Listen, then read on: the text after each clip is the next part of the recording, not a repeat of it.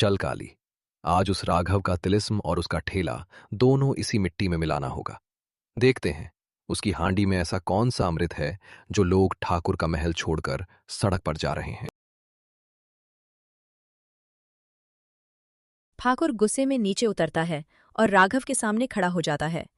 लोग ठाकुर को देखकर सहम जाते हैं। वाह क्या बात है मुखिया जी, आप भी यहाँ।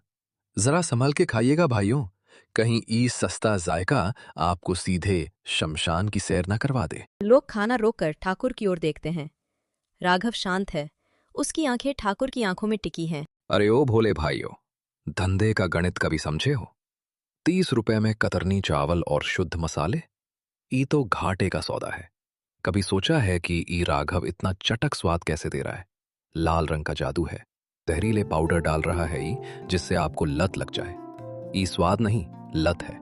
और गोश्त, कल रात मैंने खुद देखा, ई राघव पिछले बाजार से वो गला सड़ा मांस उठा रहा था जिसे कुत्ते भी नहीं सूंघते।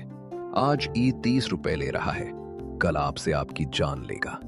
मिलावट का बेताज बादशाह है ई।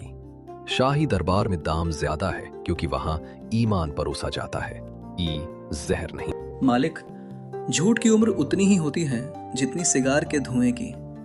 अगर इसमें जहर है तो सबसे पहले ई मुझे मारना चाहिए। राघव सबके सामने एक बड़ा निवाला खाता है और फिर भीड़ की तरफ मुड़ता है। भाइयों, ठाकुर साहब को दम से नहीं, मेरी कीमत से तकलीफ है। कल सुबह ठीक इसी वक्त मैं इसी सड़क पर सबके सामने खड़े मसाले पीसूंगा और सबके सामने हांडी चढ़ाऊंगा। अगर एक रत्ती भी खोट मिली तो ई राघव खुद अपनी जीभ काट लेगा।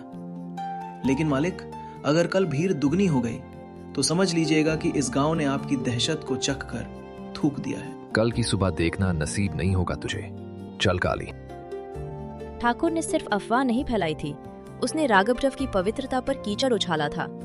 सड़क के उस किनारे अब सिर्फ बिरयानी नहीं पकने वाली थी, कल राघव के ईमान की अग्नि परीक्षा होने वाली थी। क्या माटी का स्वाद महलों के षड्यंत्र को हरा पाएगा?